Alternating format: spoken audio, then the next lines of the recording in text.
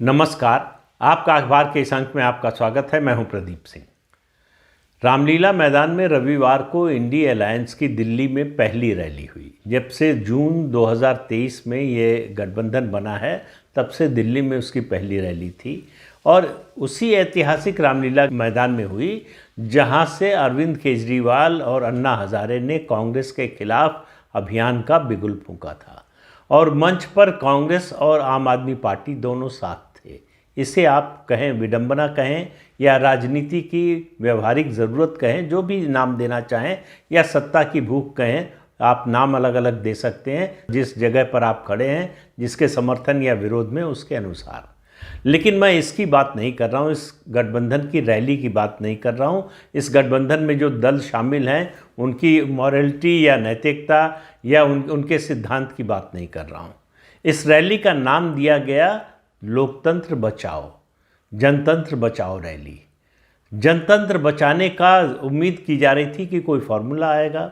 जो फार्मूला मंच पर दिखा, उसके जरिए जो संदेश देने की कोशिश की गई, भगवान करे ऐसा कभी न हो। अगर इस तरह से लोकतंत्र बचना है तो अच्छा है कि वो जितनी जल्दी ख़त्म हो जाए उतना अच्छा है।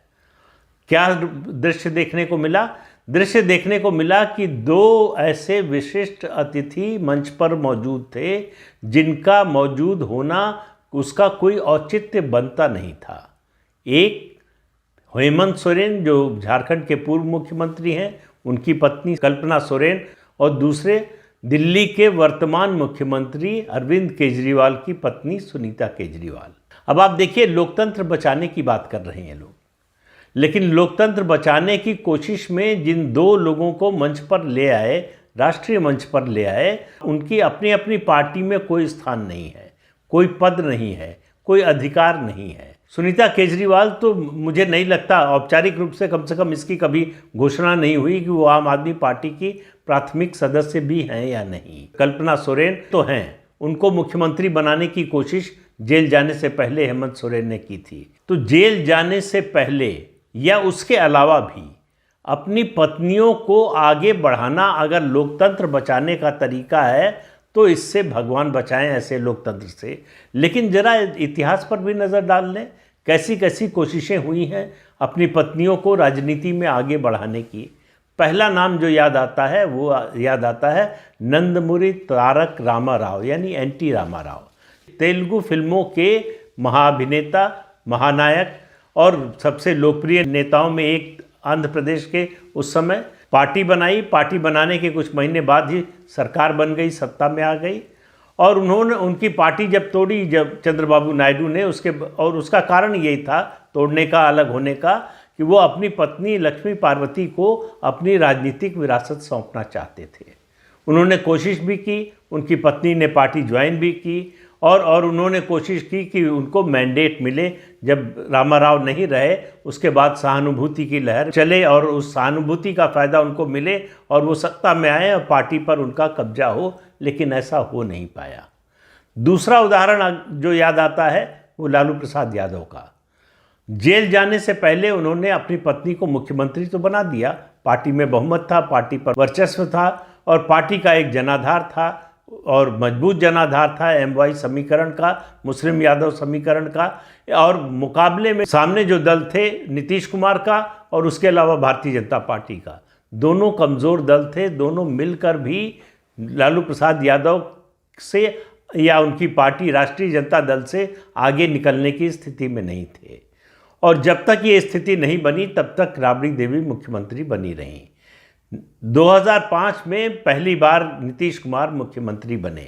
उसके बाद से राबड़ी देवी का राजनीति में धीरे धीरे, पद के लिहाज से अगर देखें, लोकप्रियता के लिहाज से देखें, जनाधार के लिहाज से देखें, पार्टी में महत्व के लिहाज से देखें, तो उनका क्षरण होता रहा है। आज वो फिर से जो है जिस स्थिति में थी उसमें पहुंच गई हैं, पुनः मुश्को भाव वाली स्थिति में। अब वो घर चला रही हैं, पार्टी नहीं चला रही हैं। पार्टी में उनकी कोई से नहीं है, उनका कोई प्रभाव नहीं है, उनका एक तरह से राजनीतिक अस्तित्व जो है वो खत्म हो गया है, या आप इस रूप में भी कह सकते हैं कि उन्होंने अपना राजनीतिक अस्तित्व खत्म कर लिया है अपने बेटे बेटियों को आगे बढ़ाने के लिए। तो अपनी पत्नी को राजनीति में स्थापित करने का ये दूसरा बड़ा प्रयास था, जो मेरा मानना है कि आंशिक रूप से सफल हुआ, क्योंकि राबड़ी देवी मुख्यमंत्री रहीं और लालू प्रसाद यादव से ज़्यादा समय तक मुख्यमंत्री रहीं। लालू प्रसाद यादव उसके बाद कभी मुख्यमंत्री बन नहीं पाए, जेल से निकलने के बाद भी, और अब तो वो कभी बन भी नहीं सकते, क्योंकि जितनी उनको सज़ा मिली है, जितनी जेल काट चुके हैं, उसके बाद वो चुनाव लड़ने के लिए अयोग्य घोषित हो चुके हैं, तो चुनाव नहीं लड़ सकते, इसलिए मुख्यमंत्री बनने का कोई प्रश्न नहीं है। वैसे भी वो अब अपने बेटे तेजस्वी यादव को आगे बढ़ाना चाहते हैं। उनका जो राजनीतिक सपना है, उनका राजनीतिक उद्देश्य है, वो एक ही है कि किसी तरह से तेजस्वी यादव को मुख्यमंत्री के पद तक पहुंचा सके। उसके लिए जो भी हो सकता है पति पत्नी करने की कोशिश कर रहे हैं। तीसरा प्रयास हुआ, अभी सबसे हाल में सबसे ताज़ा उदाहरण है, और वो है हेमंत सोरेन का। उन्होंने जेल जाने से पहले, जब ईडी की कस्टडी में जाना और जेल जाना तय हो गया था, लगभग ईडी उनसे पूछताछ कर रही थी, तब उन्होंने उससे पहले कोशिश की कि विधायक दल का नेता उनकी पत्नी को चुन लिया जाए। इसके लिए बाकायदा प्रस्ताव तैयार किया गया, प्रस्ताव पर विधायकों से दस्तखत कराए गए, लेकिन न तो पार्टी के अंदर उस पर एक राय बन सकी और न ही परिवार के अंदर। तो पार्टी टूट जाने का खतरा था, इसलिए हेमंत सोरेन ने अपनी पत्नी को मुख्यमंत्री नहीं बनाया जेल जाने से पहले। इसलिए नहीं कि उनके मन में कोई नैतिकता आ गई, या जनतंत्र का ख्याल आ गया, या जनतांत्रिक मूल्यों का ख्याल आ गया, इसलिए उन्होंने इस फैसले को टाल दिया या इस फैसले को न लागू करने का निर्णय लिया। उसकी सिर्फ वजह ये थी कि उनको डर था कि अगर उन्होंने जोर दिया और अपनी पत्नी को मुख्यमंत्री बनाने की कोशिश की, तो झारखंड मुक्ति मोर्चा में विभाजन हो जाएगा, परिवार में तो विभाजन हो ही जाएगा, और वो हो भी गया है। उनकी भाभी और उनके बड़े भाई, उन्होंने भारतीय जनता पार्टी ज्वाइन कर ली है और उन्हें भाजपा से टिकट भी मिल गया है। अब तीसरा उदाहरण, सबसे ताज़ा उदाहरण है, जो अभी औपचारिक रूप से सामने नहीं आया है। अरविंद केजरीवाल ईडी की कस्टडी में है, और मेरा मानना है कि उनका जेल जाना तय है 1 तारीख को। ईडी अगर कस्टडी की डिमांड नहीं करती बढ़ाने की, और मांग करे भी, तो मुझे नहीं लगता कि उसको और कस्टडी जो है मिलेगी अदालत की ओर से। और सीबीआई अगर दखल नहीं देती है और कस्टडी की मांग नहीं करती है, तो अरविंद केजरीवाल का जेल जाना तय है।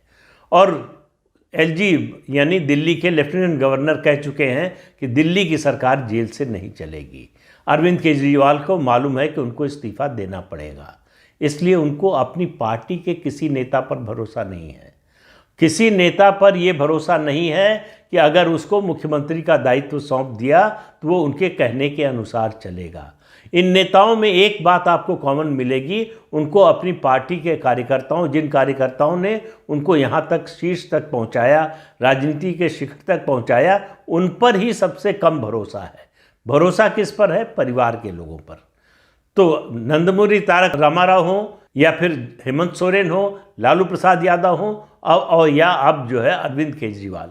अरविंद केजरीवाल पिछले कुछ दिनों से, जब से ईडी की कस्टडी में गए हैं, अपनी पत्नी सुनीता केजरीवाल का नाम लगातार आगे बढ़ा रहे हैं। उनसे जब वो मिलने जाती हैं तो आकर संदेश सुनाती हैं, उसका वीडियो मैसेज जारी करती हैं, और उसी कुर्सी पर बैठती हैं जहां बैठकर अरविंद केजरीवाल वीडियो संदेश शूट किया करते थे, जारी किया करते थे। पीछे शहीद भगत सिंह की और डॉक्टर अंबेडकर का चित्र लगा रहता है, और उसी जो है कुर्सी पर बैठकर सुनीता केजरीवाल संदेश जारी करती हैं, और लगातार उनको पार्टी में आगे बढ़ाने की कोशिश हो रही है। अरविंद केजरीवाल ने एक तरह से साफ कर दिया है अपनी पार्टी के लोगों को कि अगर मुझे राजनीतिक विरासत अपनी किसी को सौंपनी पड़ी, मुख्यमंत्री का पद सौंपना पड़ा, तो मैं अपनी पत्नी पर ज़्यादा भरोसा करता हूं, आप लोगों पर नहीं करता।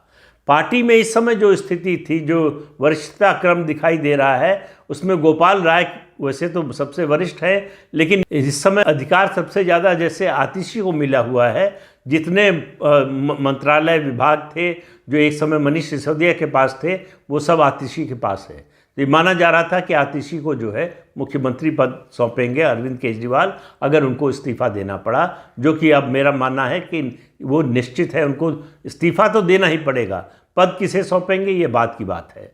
तो और जिस तरह का संकेत एलजी ने दिया है, देखिए, अगर उन्होंने अपनी पत्नी को मुख्यमंत्री का पद सौंपने की कोशिश की तो वही समस्या आने वाली है जो हेमंत सोरेन के सामने आई थी, पार्टी में विभाजन का खतरा। सुनीता केजरीवाल को पार्टी अरविंद केजरीवाल को जो विधायक अरविंद केजरीवाल को सर्वमान्य नेता मानने में ज़रा भी संकोच नहीं करते, उनको मालूम है कि सुनीता केजरीवाल की वो स्थिति नहीं है, तो उनके नाम पर पार्टी में विभाजन हो सकता है, पार्टी में फूट हो सकती है, असंतोष के कारण पार्टी में बिखराव आ सकता है। ये संकट है। इस चुनौती का, इस संकट का कोई हल जो है अरविंद केजरीवाल के सामने है नहीं, लेकिन उनके सामने कोई विकल्प भी नहीं है। पार्टी और सरकार दोनों हाथ से निकल जाए ये वो होने नहीं देना चाहेंगे, लेकिन वो ऐसा कर पाएंगे इसमें शक है। तो सुनीता केजरीवाल दिल्ली की अगली मुख्यमंत्री हो जाएंगी अगर अरविंद केजरीवाल चाहेंगे और उनकी पार्टी इसके लिए तैयार होगी। सुनीता केजरीवाल मुख्यमंत्री बनती हैं या नहीं बनती हैं, दोनों परिस्थितियों में आम आदमी पार्टी के क्षरण की शुरुआत हो जाएगी। आम आदमी पार्टी के एक राजनीतिक दल के रूप में उसके अस्तित्व पर सवाल लग जाएगा। सुनीता केजरीवाल के नाम पर दिल्ली में वोट नहीं मिलता, अरविंद केजरीवाल के नाम पर मिलता है। और ये समझ लेना कि वो उनकी पत्नी है इसलिए वोट उनके नाम पर मिलने लगेगा अरविंद केजरीवाल की अनुपस्थिति में, ऐसा होने वाला नहीं है। तो सुनीता केजरीवाल को दिल्ली का मुख्यमंत्री बनाने की कोशिश करना अरविंद केजरीवाल के राजनीतिक जीवन का सबसे बड़ा गलत स्टेप होगा, सबसे बड़ी गलती होगी। अगर वो ऐसा करते हैं तो अपनी पार्टी के बिखराव का रास्ता खुद ही प्रशस्त करते हैं, मार्ग खुद ही प्रशस्त करते हैं। उसके बाद पार्टी को टूटने से और बिखरने से कोई रोक नहीं पाएगा। तो सुनीता केजरीवाल आम आदमी पार्टी के लिए वो गोंद नहीं है जिससे पार्टी को एकजुट रखा जा सके। अगर अरविंद केजरीवाल ऐसा सोचते हैं तो ये उनकी गलतफहमी है। सुनीता केजरीवाल आम आदमी पार्टी के विभाजन का कारण बन सकती हैं अगर अरविंद केजरीवाल अपनी जिद पर अड़े रहे तो। और अभी तक जो संकेत मिल रहे हैं, और ख़ास तौर से इस रामलीला मैदान की रैली में जिस तरह से सुनीता केजरीवाल को भेजा गया मंच पर, उससे बड़ा साफ है कि वो अरविंद केजरीवाल अपनी राजनीतिक विरासत के लिए अपनी पत्नी के अलावा और किसी पर भरोसा नहीं करते। तो क्या एक और राजनेता अपनी पत्नी को मुख्यमंत्री बनाने की कोशिश में, राजनीतिक रूप से आगे बढ़ाने की कोशिश में, और ख़ासतौर से सुनीता केजरीवाल की बात करें तो उनका तो राजनीतिक करियर अभी शुरू ही नहीं हुआ है, शुरू होने से पहले ही खत्म हो जाने की पूरी आशंका है। लेकिन देखिए अगले 2-3 दिन में पता चलेगा कि ये सारा घटनाक्रम क्या मोड़ लेता है। तो इस अंक में इतना ही, अगले अंक में फिर मिलेंगे किसी नए मुद्दे के साथ। तब तक के लिए अनुमति दीजिए। आपसे अनुरोध है कि ये चैनल देखिए, शेयर कीजिए, लाइक कीजिए और सब्सक्राइब जरूर कीजिए। नमस्कार।